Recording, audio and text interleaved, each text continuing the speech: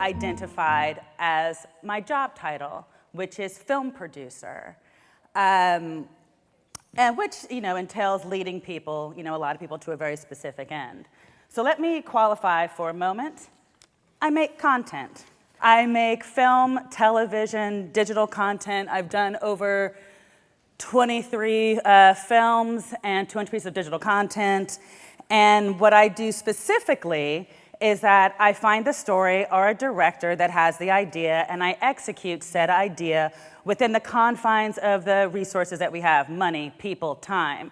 And I gather up everybody else to execute that with me. And on average, yes, a movie, I have about 100 people that I work with, that I'm organizing, managing, jazz-handing to get the job done.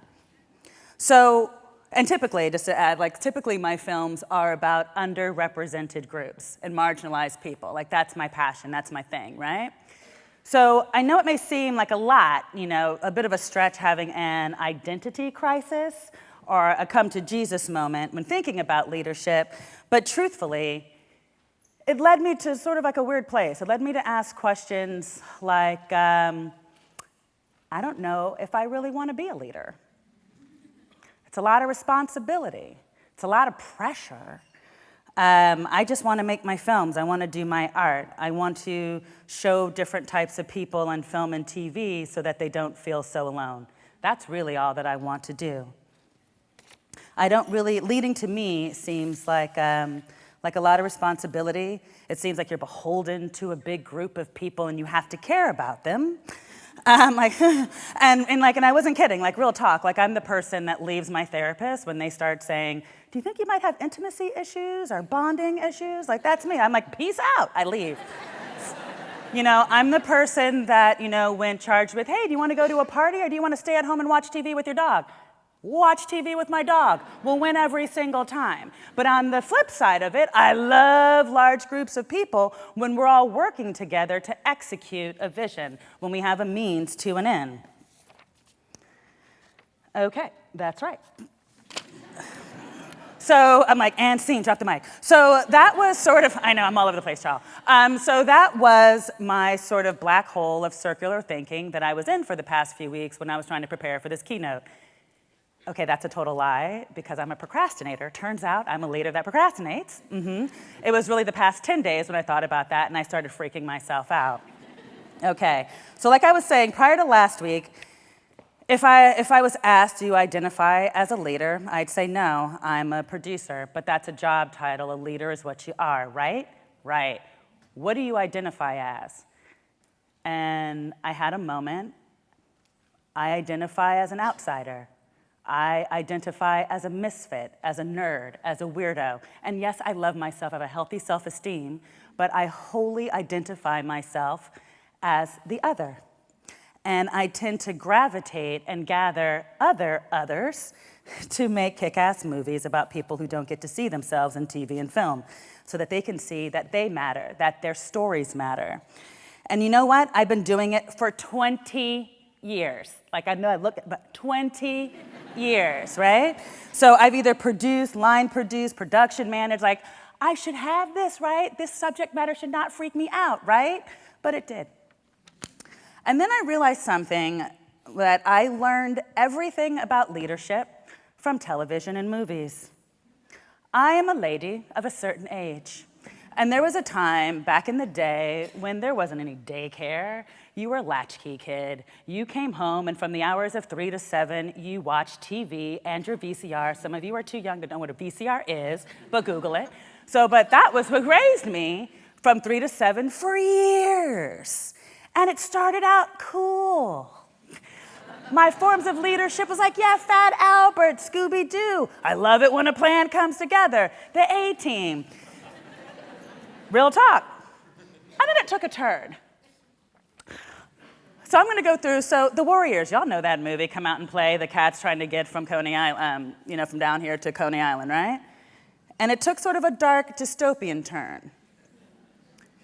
These are the influences these are my leadership influences. And you think I'm playing. I'm really not.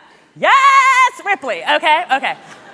Okay, so, let me get to my, okay. So if you look at these really, what is that really saying about what I think about being a leader? It's peril. It's survival. If you mess up, you die. Not only do you die, but your people die. Like if your plan doesn't come together, and I'm like, God damn, excuse my language, but I'm like, I don't want to die. I don't want to be responsible on a level like that. You know, and also, like, here, real talk about these movies, the leader is always an outsider. The leader is always an other, right? The leader is oftentimes not believed, doubted, their abilities always questioned. But eventually, a couple of them, find a motley crew, and together they survive the day, and they're awesome.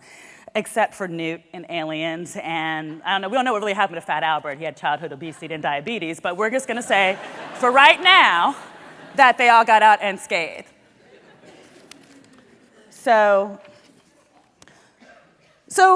I really do feel that these are actually great representations of leadership and teamwork, especially as it pertains to my experiences in the high-stakes world of film and film production. And let me tell you why. I feel that it helped me get ready for what was to come as I walked into this career where I am clearly the other. And by that meaning other, meaning someone outside dominant culture, which is white, straight, and male. So now for the rest of this talk, I'm going to talk to you like you are my tribe, like you are my fellow weirdos, misfits, outsiders, and others. And if you identify as a straight white man, good for you.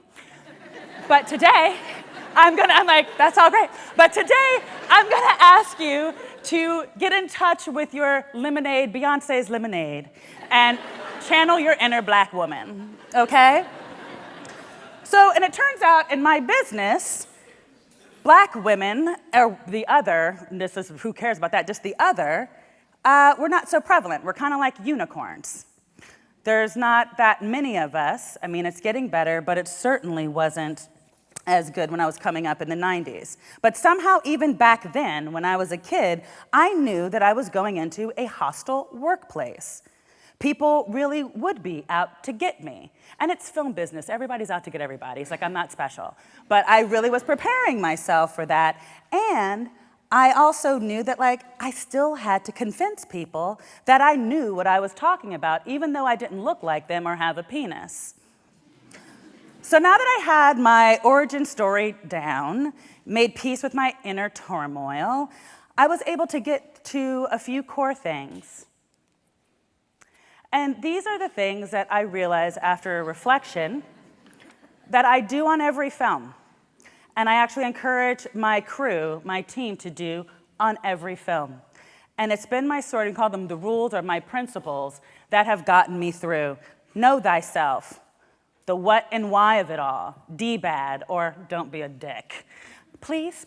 And these are the things that I did or strived to do consistently. I kind of struggle with D-bad, but it's progress, not perfection, right? So let's go to know thyself. I know that I lead, right? I lead through the lens of the other. And I would urge you to ask yourself, what is the lens that you lead from? Do you lead from a place of privilege, entitlement? Do you lead from a place of, oh my God, we're all the same, let's just get along, there's no differences? What do you lead from? I had to get clear with myself that I lead from the place of the other. It's what I bring to the table when assembling a team or working with a team and executing a project. Sometimes it helps me, sometimes it's a hindrance, but it's always with me, it's part of my origin story.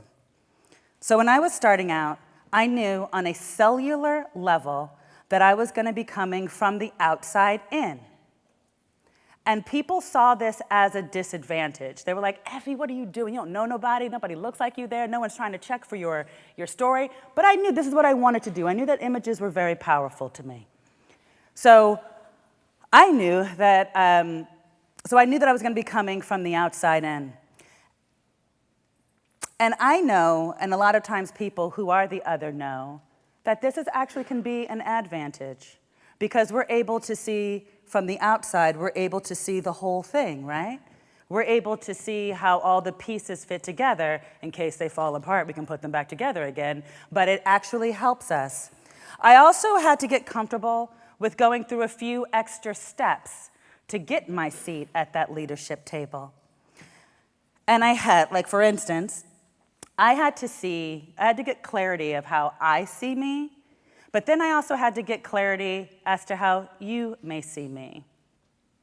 And then I had to anticipate what those were, those discrepancies, and try to fix them so that we could all find common ground if that was to be found. As an other, we actually have to become fluent in their culture. We have to become fluent in their experiences so that we can find common ground. We also have to become fluent in their, I would say, language, in their coded language. And coded language, I mean when they say difficult, confrontational, aggressive, my favorite, angry. And I hate, like, I don't feel safe. And you're like, whatever. But anyway, but this is where, I got introduced to unconscious bias and privilege.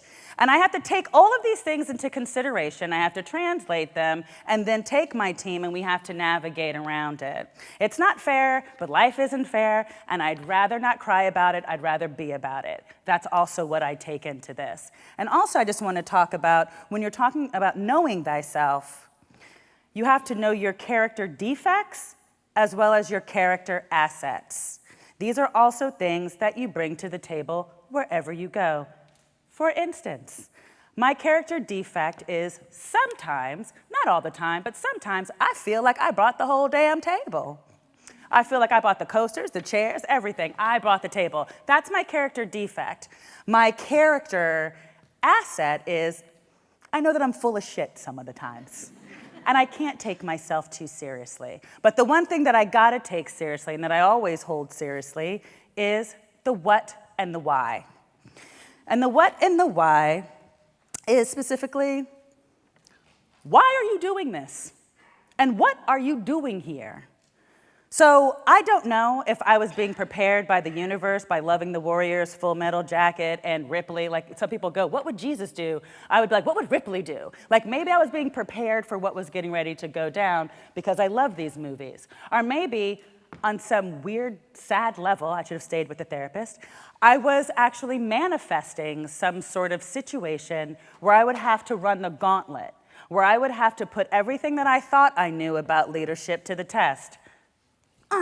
Project Greenlight. So I decided to do a TV show called Project Greenlight. Now, I should have known, real talk, that this was going to be a disaster. And here's why. You guys are creatives. Like, you know that images speak 1,000 words, right? Or whatever that saying is. But look at that. You notice how there's like, for real, there's like a bright white light coming from like the center, right? And then there's darkness to the side, right? Okay, right? And who's to the side? I am. I'm at the side. I'm right there. You can't see me. Like it's like if you were in a magazine, if I was in a magazine, like I would be in the gutter. Like you wouldn't be, right? So, and you notice that there's not another woman in the bunch or another person of color. So when I saw the poster, I was like, oh, it's about to go down like this. Okay. Okay. Okay. Okay. So I was like, I'm gonna do this. I'm like, I make movies. This shouldn't intimidate me. 23 movies, 200 pieces of content, 20 years, what? I got this. And then this happened. Run the clip. I just want to bring up something. I just would want to urge people to think about whoever this director is, the way that they're going to treat the character of Harmony, her being a prostitute, the only black person being a hooker who gets hit by her white pimp. You looking at this group right here and who you're picking and the story that you're doing. And I just want to make sure that we're doing our best foot forward. I will say that the only team that's left with diversity is the team that announced that they like this script the most as it is. And that's Leo and Kristen.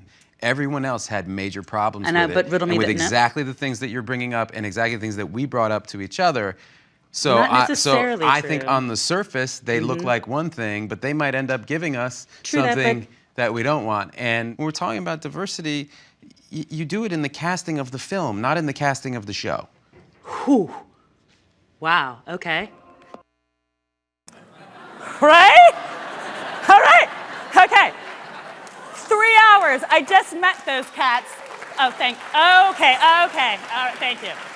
I only got 20 minutes, people, and I'm going over time. Okay, sorry. So I'm like, yikes. So, okay, so that literally happened 3 hours after my first time meeting them all.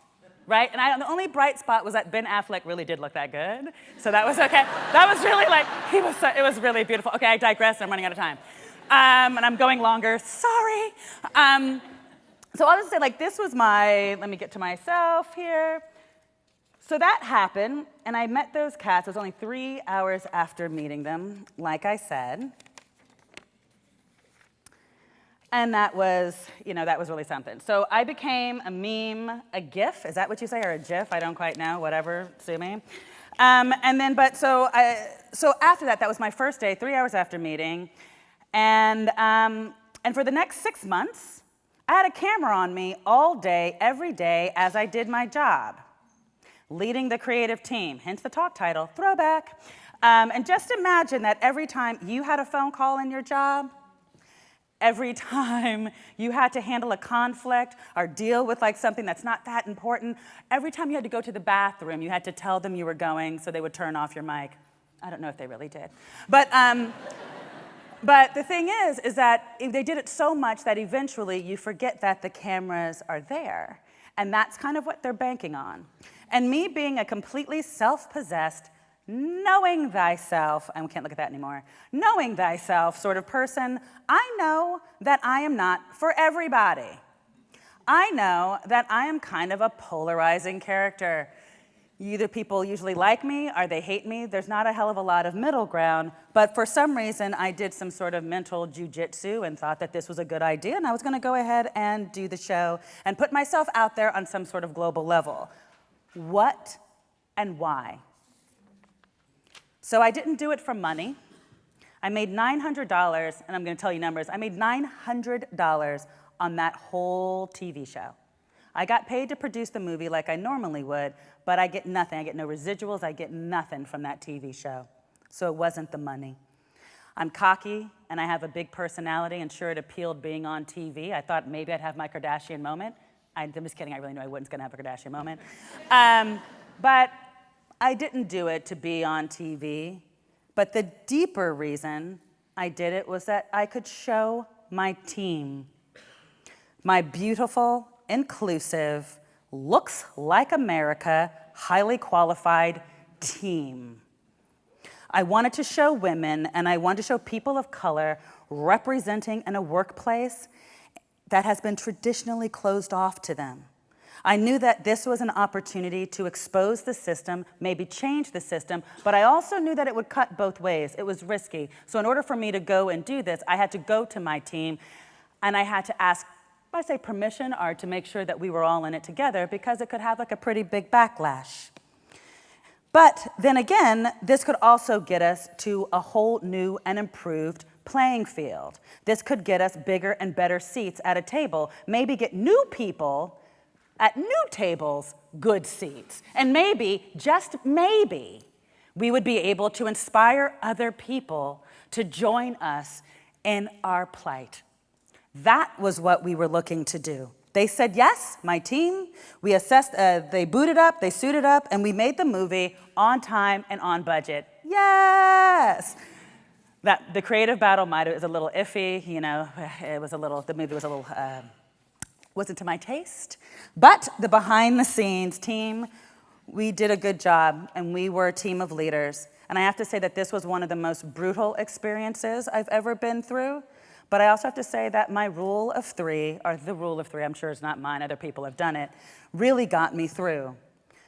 Know thyself, your perceived assets and defects, the what and why are you doing what you're doing, and D-bad. So what was brilliant about this show, the good things was that we accomplished this goal. We showed a diverse, inclusive group of people can work together and make a film.